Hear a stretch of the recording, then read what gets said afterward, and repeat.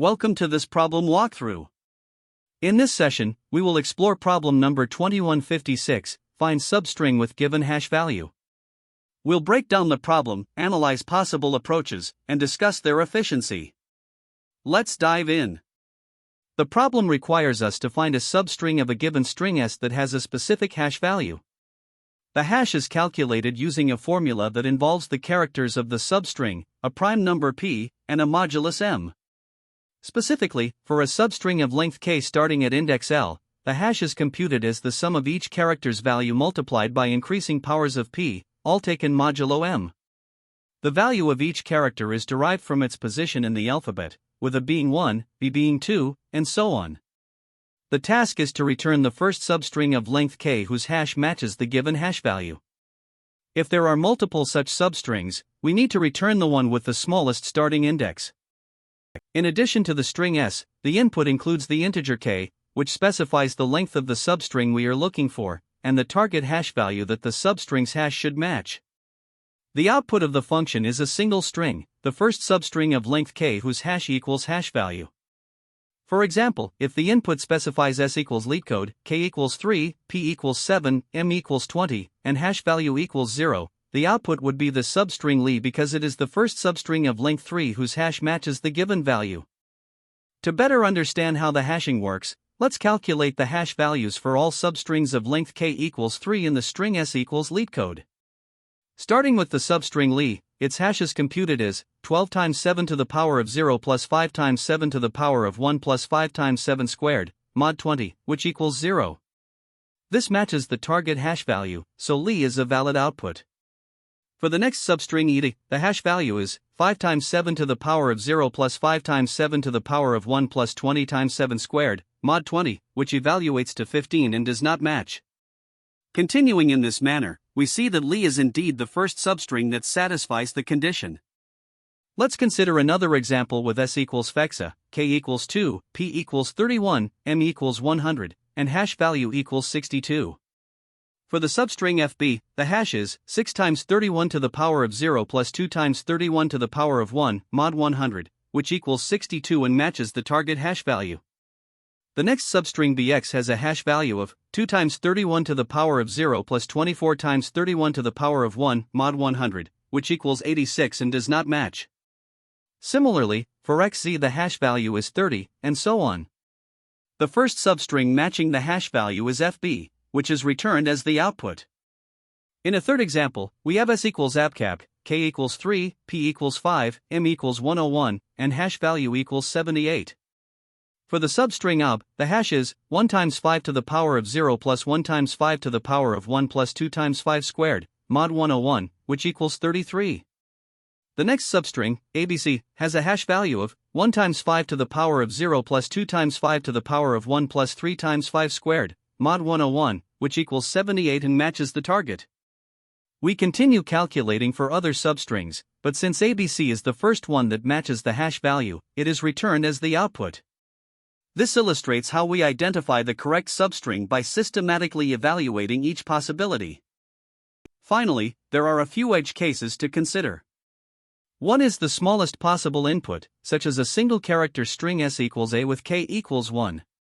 Here, the hash calculation is straightforward, and the output is simply the string itself if it matches the hash value. For very large inputs, where the length of S approaches the upper limit of 300,000, it's important to use an efficient algorithm to handle the constraints.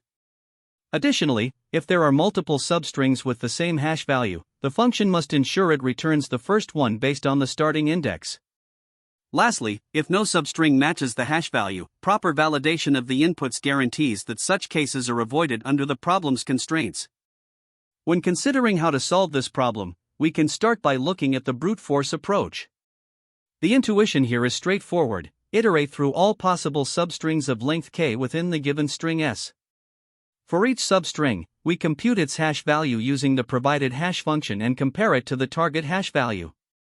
If there's a match, we store the result. To implement this, we extract every substring starting at index L and ending at L plus k, calculate its hash from scratch, and check for a match. However, this method is computationally expensive. With nk plus 1 possible substrings in each hash computation taking k time, the overall complexity becomes n asterisk k. The main drawback is inefficiency, as we end up recalculating the hash for overlapping substrings repeatedly, leading to redundant computations. To address this, we explore a more efficient solution using an optimized sliding window approach with a rolling hash. Here, the key insight is that we can compute the hash for overlapping substrings incrementally, which avoids recalculating from scratch each time. This is made possible by the properties of rolling hash functions, allowing us to transition between substrings in constant time. For implementation, we first compute the hash of the last substring of length k and then use the rolling hash formula to efficiently compute the hashes for preceding substrings while iterating backwards through s. Now, let's consider the complexity and key observations for the rolling hash approach. Computing the hash value for the first substring takes k time, but after that, each subsequent hash update only takes 1, using the rolling hash formula. This results in an overall time complexity of n. One important observation is that rolling hash eliminates redundant calculations by reusing results from previous computations. Additionally, iterating backward through the string ensures that the first valid substring we encounter is the lexicographically smallest one, as required by the problem. While we also considered alternative approaches, such as binary search or hash maps, these were ultimately less suitable. Binary search, for instance, would require pre-computing and storing hashes for all substrings, which introduces unnecessary complexity and memory overhead. Similarly, using a hash map for direct comparisons is less efficient both in terms of runtime and space. Ultimately, the rolling hash technique stands out for its simplicity and efficiency, making it the ideal strategy. Finally, let's weigh the key trade-offs between these approaches. The brute force method, while simple to understand and implement, is computationally expensive due to the redundant calculations for overlapping substrings. On the other hand, the rolling hash approach is both efficient and elegant, as it leverages incremental updates to minimize unnecessary work. Alternative strategies like hash maps or binary search might technically work, but they introduce additional complexity without providing any significant performance benefits. The real breakthrough in this problem comes from recognizing that overlapping substrings allow us to use the rolling hash property to avoid redundant computations. This insight enables us to meet the problem's requirements with optimal time complexity of n and minimal space usage. In summary, the rolling hash approach achieves the perfect balance of efficiency and simplicity, making it the clear choice for solving this problem effectively. In this problem, we are tasked with finding a substring of length k within a given string s such that its hash value matches a specified target hash value. To achieve this, we will first consider a brute force approach. The algorithm begins with input parsing, where we read the string s, the integer k representing the length of the substring, and the target hash value. Next, we initialize the necessary variables, including result, which will store the starting index of the substring that matches the target hash, and current_substring, which will hold each substring of length k as we iterate. The core of the algorithm involves looping through all possible starting indices of substrings in S, extracting the substring of length k for each index, and computing its hash value using the provided hash function. If the computed hash matches the target, we store the starting index in result. Now, let's consider optimization possibilities and the final step of the brute force approach. While computing the hash independently for each substring ensures correctness, it can lead to redundant calculations. For example, optimizations like rolling hash can be used to compute the hash of a new substring efficiently by updating the hash from the previous substring, rather than recalculating it from scratch. Once the loop is completed, we return the value of result, which holds the starting index of the matching substring. If no match is found, we return an appropriate value, such as -1. Key insights include the exhaustive nature of the brute force method, which guarantees that all substrings are considered, albeit at a higher computational cost. Additionally, understanding the properties of the hash function can help in designing optimizations. Finally, edge cases need to be handled carefully, such as when the string s is shorter than k, when no match exists, or when multiple matches are found. In such cases, the algorithm should ensure the first match is returned.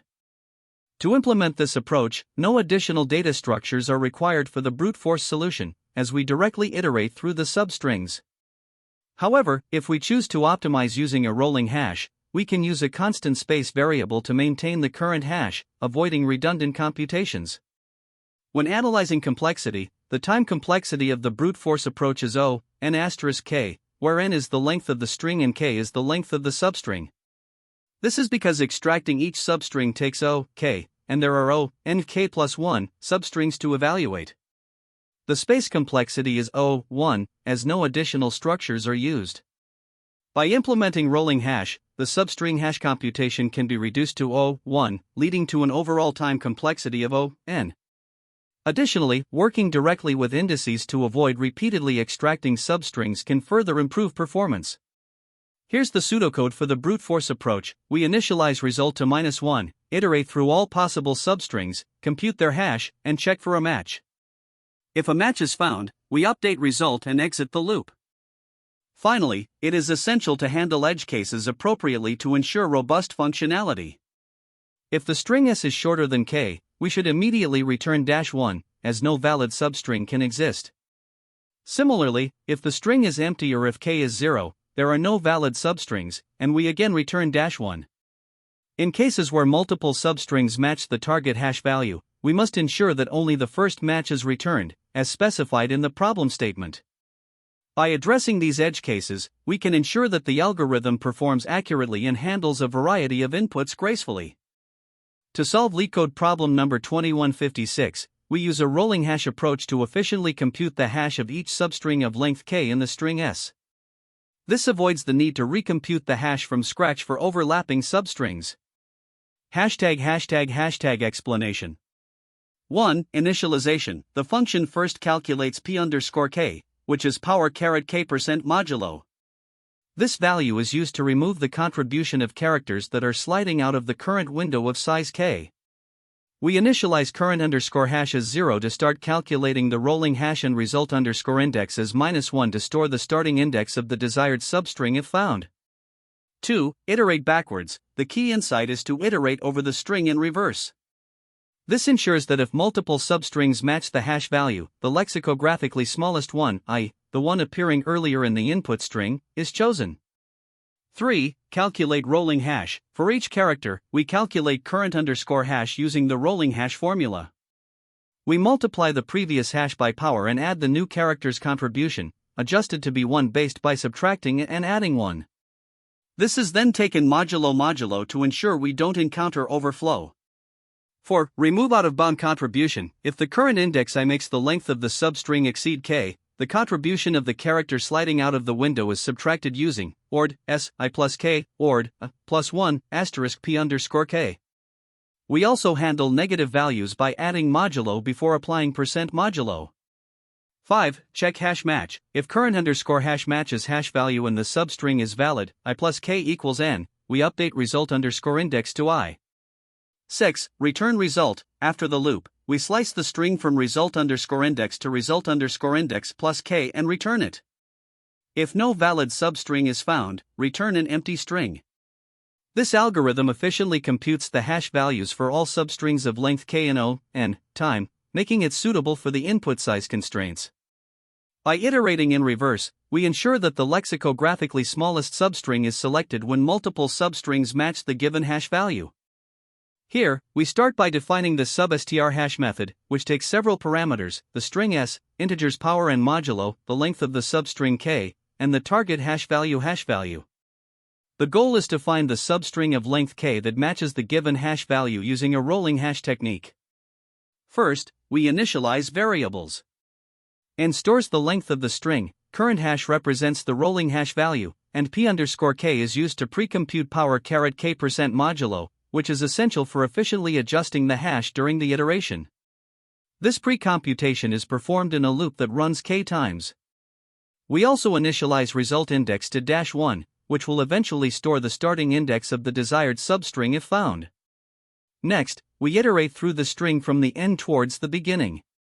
During each iteration, we update current hash by adding the contribution of the current character, calculated as s.char I a plus 1, and multiplying the previous hash by power. The result is then taken modulo to ensure the hash remains within bounds. To maintain the rolling window of size k, we remove the contribution of the character that falls out of the window when I plus k less than n. This is done by subtracting its weighted contribution and adding modulo to avoid negative values before applying modulo arithmetic again. After adjusting the hash, we check if it matches the target hash value and ensure the substring lies within valid bounds. If both conditions are met, we update result index to the current position. If the conditions are satisfied during the iteration, we store the starting index of the substring in result index. Once the loop completes, we return the result. If result index remains -1 after the loop, it means no valid substring was found, so we return an empty string. Otherwise, we use result index to extract the substring of length k from the original string s using the substring method. This implementation efficiently computes the rolling hash and ensures that the hash value matches the given hash value while maintaining the correct window size. The algorithm leverages modular arithmetic and pre-computed powers to handle the constraints effectively, achieving optimal performance for the problem's requirements. In this first example, we are tasked with finding a substring of the string s equals LeetCode that matches the given hash value, using the parameters power equals 7, modulo equals 20, k equals 2, and hash value equals 0. We start by initializing some key variables. The length of the string is n equals 8, and we pre-compute p_k, which is power caret k% modulo, giving us p_k equals 9. The current underscore hash is initialized to 0, and result underscore index is set to -1, which will store the starting index of the substring if we find a match. Next, we iterate through the string from the last character to the first. At index 7, the character is e. We compute the hash as 0*7 plus 5, %20, which equals 5. Since the window size k exceeds the string boundary here, no characters are removed, and the hash does not match hash value, so we move on. At index 6, the character is d. The hash becomes 5/7 plus 4, %20, which evaluates to 19. Again, the hash does not match hash value, and we continue processing the string in reverse order. Now, at index 5, the character is o. The hash is updated to 19/7 plus 15, %20, which equals 8. The window still doesn't exceed the boundaries, so no characters are removed, and the hash does not match hash value. Moving to index 4, the character is c. Here, the hash becomes 8/7 plus 3, %20, which evaluates to 19. Since the window now fully overlaps the string, we remove the contribution of the character d at index 6. This is done by subtracting 4/9 %20 from the hash, resulting in a new hash of 3.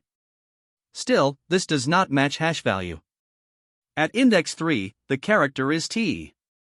The hash is updated to 3/7 plus 20, %20, which equals 1. Removing the contribution of the character o at index 5, we find the new hash becomes 1, 15/9 %20, plus 20, %20, which simplifies to 6. Even here, the hash does not match hash value. After iterating through all characters, no valid substring is found, so the function returns an empty string. In the second example, we again search for a substring that matches the given hash, but this time with different parameters, s equals abcd, power equals 2, modulo equals 5, k equals 2, and hash value equals 3. First, we initialize the variables. The length of the string is n equals 4, p_k is computed as power caret k% modulo, which equals 4. The current underscore hash starts at 0, and result underscore index is set to -1. As before, we iterate from the end of the string. At index 3, the character is d. The hash is calculated as 0*2 plus 4, %5, which equals 4. Since the window size k exceeds the string boundary here, no characters are removed, and the hash does not match hash value. Proceeding to index 2, the character is c. The hash becomes 4/2 plus 3, %5, which evaluates to 1. Again, no characters are removed, and the hash does not match. Next, at index 1, the character b is processed. The hash updates to 1/2 plus 2, %5, which equals 4. Now, the window fully overlaps the string, so we remove the contribution of the character d at index 3. This is done by subtracting 4/4 %5 from the hash, resulting in 4 to 1 plus 5, %5, which simplifies to 3. This time, the hash matches hash value. We update result_index to 1, indicating that the substring starting at index 1 is a match. The substring s1:3, which is BC, matches the given hash value. Thus, the function returns BC as the result. Finally, in this edge case, we are tasked with finding a substring in the string s equals a with the parameters power equals 31, modulo equals 100, k equals 1, and hash value equals 1. Since the string has only one character, the process is straightforward. The length of the string is n equals 1, p_k is calculated as power caret k% modulo, which equals 31. The current underscore hash is initialized to 0, and result_index is set to -1. We start at index 0, where the character is a. The hash is computed as 0*31 plus 1% 100, which equals 1. Since the hash matches hash value, we update result_index to 0. The substring s0:1, which is a, matches the hash value. Therefore, the function returns a as the result. In analyzing the time complexity of this solution, we start with the pre-computation step. Here, we calculate power caret k% modulo using modular exponentiation, which is efficient and takes O log k time. Next, the main loop iterates through the string s from the last character to the first, so for a string of length n, this step takes O n time. During each iteration, we compute the rolling hash, and because this involves only a few modular arithmetic operations, it takes constant time, or O1, per character. Combining these steps, the dominant factor is the iteration over the string, which is O(n). Thus, the overall time complexity of the algorithm is O(n), as the pre-computation step is negligible in comparison. Now, looking at the space complexity of the solution, we begin with the input storage. The input string s has a length of n, so it occupies O(n) space in memory. Beyond that, the algorithm uses a few auxiliary variables, such as current_hash, p_k, and result_index, which require constant space, or O1. Additionally, the output requires storing a substring of length k, which amounts to O(k) space. Since k is always less than or equal to n, this is effectively bounded by O(n). Putting it all together, the dominant factor in space usage is the input string, leading to a total space complexity of O(n). When we compare the optimized approach to the brute force method, the efficiency of the rolling hash technique becomes evident. In the brute force approach, we would compute the hash for every substring of length k in the string s. For each of these approximately n k plus 1 substrings, calculating the hash would take O(k), resulting in a total time complexity of O(n k plus 1 *k), which simplifies to O(n*k). However, the rolling hash technique streamlines this process by reusing the previous hash value and updating it in constant time, O1. As a result, the total time complexity is reduced to O(n). This makes the optimized approach far more efficient, especially for scenarios where n and k are large. Finally, we can analyze the algorithm's performance under different scenarios. In the best case, the desired substring might be found early in the iteration. However, the algorithm still processes the entire string, so the complexity remains O(n). For the average case, where the substring appears somewhere in the middle, or the worst case, where it is found at the very end or not at all, the algorithm still iterates through all n characters, maintaining the O(n) complexity. To mathematically justify this, note that the rolling hash computation involves a single constant time update for each character, making the number of operations proportional to n. Since no additional data structures or recursive calls are used, the space complexity remains O(n), determined solely by the input size. When working on this problem, there are a few common mistakes to watch out for. One major issue is incorrect hashing implementation. This often happens when modular arithmetic isn't applied consistently. For example, forgetting to take the modulo after each operation can lead to integer overflow or incorrect results. To avoid this, it's crucial to carefully follow the hashing formula provided in the problem and ensure that modular arithmetic is used at every step. Another frequent pitfall is off-by-one errors. These occur when substring indices are misaligned, such as iterating from 0 to the length of the string instead of stopping at the correct boundary, which should be length minus k plus 1. Always double-check your loop boundaries and substring logic to avoid this. Additionally, an inefficient sliding window implementation can drastically increase runtime. If you're recalculating the hash from scratch for every substring, your solution will have a time complexity of (n*k), which is unnecessary. Instead, use a rolling hash approach, which allows you to update the hash in constant time as the window slides.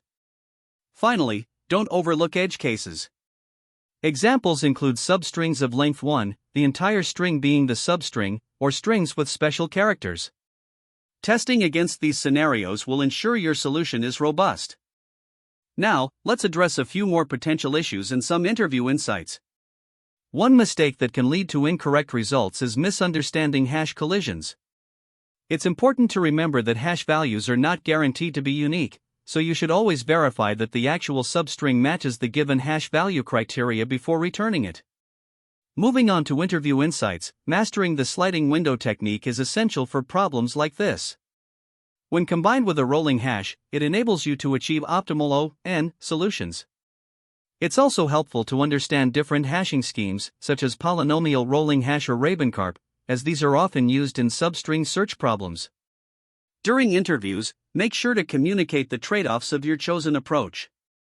For instance, you could compare the simplicity of a brute force method with the efficiency of a rolling hash solution, highlighting the spacetime trade-offs involved. Lastly, be thorough in identifying edge cases. Test scenarios like empty strings, strings with all identical characters, or situations where the substring length k is very large, as addressing these demonstrates a comprehensive understanding of the problem. To deepen your understanding, it's helpful to explore related problems and alternative approaches. For instance, LeetCode 28, Implement SCRSTR, focuses on substring search and can be solved using sliding window or KMP algorithms. LeetCode 1044, Longest Duplicate Substring, involves binary search and hashing to find the longest repeating substring. LeetCode 187, Repeated DNA Sequences, detects repeated substrings through hashing, making it another excellent practice problem. And of course, LeetCode 2156, which we're discussing here, centers on hash computations, providing direct relevance. As for alternative approaches, brute force is a straightforward option.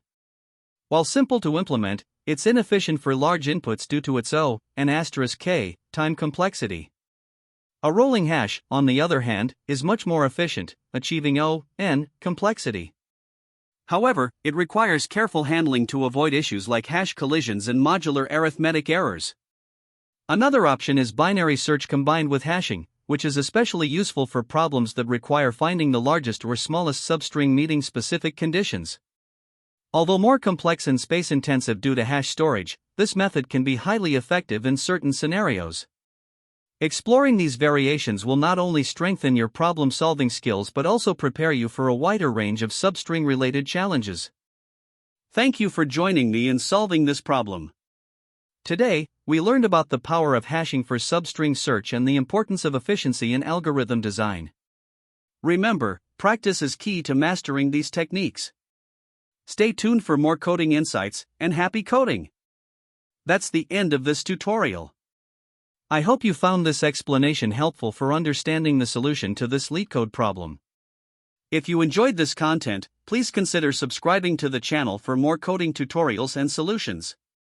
Feel free to leave a like if this video helped you, and don't hesitate to comment with any questions you might have. Thanks for watching, and happy coding!